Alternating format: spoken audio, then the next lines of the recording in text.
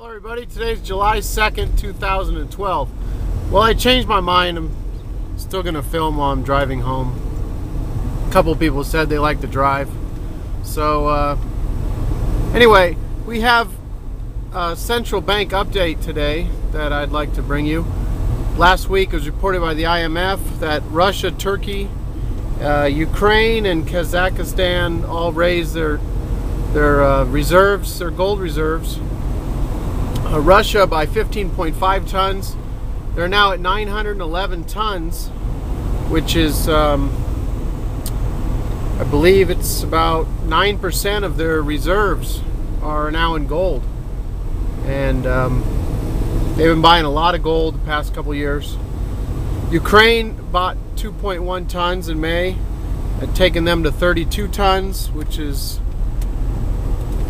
about 5% for them, their reserves now in gold. And Kazakhstan added 1.8 tons, which is about 15% of their reserves now in gold. They've stated they want 20%, so I know Kazakhstan with their 100 tons, you know, they'll probably be buying at least another 25 to 50. And you know, the funny money printers are going into gold.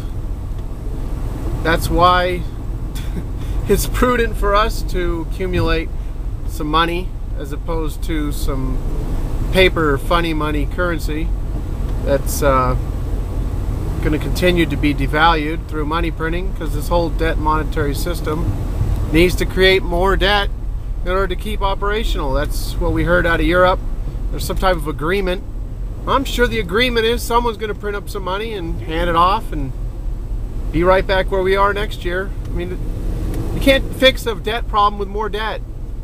Common sense. And that's why I'm also recommending that you listen to Eric Sprott's recent interview on King World News, especially the last 4 or 5 minutes. It's 20 minutes long. It's, to me, it's got a certain ring to it. You know, truth has a certain ring to it.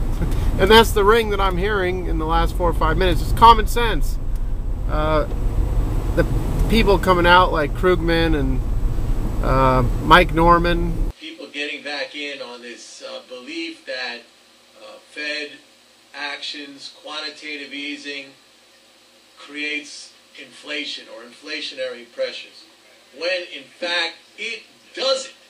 And simple, there is absolutely no risk whatsoever of the United States not being able to pay its debts, because its debts are denominated in its own currency, the US dollar, of which it is the issuer. So there is no issue of solvency. There cannot be an issue of solvency. The United States is always going to be able to pay its debts. I think a lot of what is going on here is fear-mongering. If you don't know Mike Norman, he just says, you know, basically, we should all just sit at home with little printing presses and not even go to work, because we can print money and it doesn't cause inflation, according to Mike. Economists on, you know, numerous television programs. I've seen him on TV all over the place. It's funny that he has like 300 subscribers on his YouTube channel, and every video I click on, it's like he's got 50% thumbs down, 50% thumbs up. I mean, I don't understand how people can take him seriously. He's just saying nothing makes sense. There's no common sense. So you have to check out Mike Norman. Type in Mike, M-I-K-E-N-O-R-M-A-N channel in the YouTube search. Just check out a couple videos. I don't understand how he stays in business. But he says that he's been right. You know, you can print as much money as you want, it doesn't cause inflation, because we haven't seen much inflation. You know, he uses the government's number of whatever it is, 2-3%. So, you know, that's what their target is, to steal 2-3% of, you know, out of your safe deposit box every year. That's Bernanke's plan. That's his stated plan. A hidden tax that steals your wealth. Inflation. And that's the plan. So, anyhow, that's the update. And I'll give a link. I'll put the news article over at Moneybags World. There'll be a link below. And I'll link up the Sprott interview also, so you can check that out. It's good information. You know, he talks about mess in Europe, silver and gold, and how the same amount of money is going into silver and gold right now, which just can't continue when there's more gold available. There's 56 times the amount of silver being bought from him, as well as the U.S. Mint, and James Turk has said the same things with gold money. So, and then how this paper price controls the price of the metals, and that just can't continue. There's so much physical buying. Physical demand is huge. Just China alone, we talk about the central bank gold update. Well, we have, what is it? Like 456 tons bought last year by central banks. And it's supposed to be more this year. We had 103 tons go into Hong Kong in the month of May, I believe it was, or just either April or May, one of those 2 months. There's only 2,200 tons being brought out of the ground each year, minus China and Russia, because they don't export. So they're basically taking in half the world's gold. It's just incredible the amount of gold that's going in. I don't know where it's coming from, and Eric Sprott mentioned the same thing. He doesn't know where it's coming from, but that's what's being reported out of Hong Kong. So, if we haven't heard from China in since '09, what the amount of gold that they claim to have in their central bank, I imagine it's at least 2,000 tons, probably 3,000 tons. They've been accumulating so much gold. And so anyway, one last thing I wanted to touch on was yesterday, my wife's met a new friend who's from Peru, and her husband came over. He's from Mexico.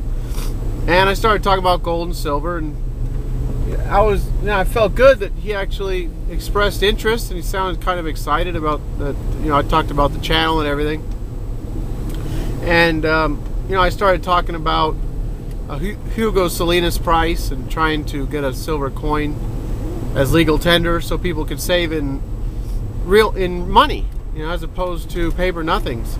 And he totally understood what I was talking about.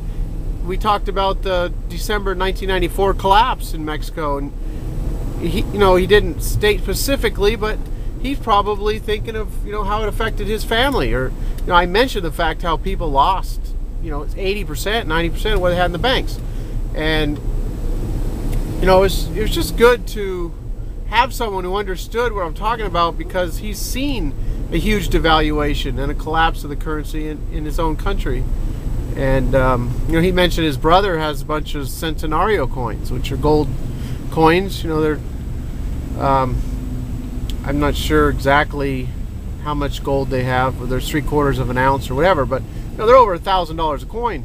He says his brother's got a bunch of them, and so anyway, it was real good. I met these people for the first time yesterday, and felt good to be able to talk to some people. Looking forward to visiting with them again. And so anyway, I just thought that was interesting to talk to someone who's experienced what people here have not experienced, Americans, and are oblivious to, and really can't understand why it's common sense to buy gold and silver with the whole phony monetary system that we have. So anyway, you got to listen to the last 3 or 4 minutes of that video at least. And that's it for now. I'll talk to you guys all soon. Bye.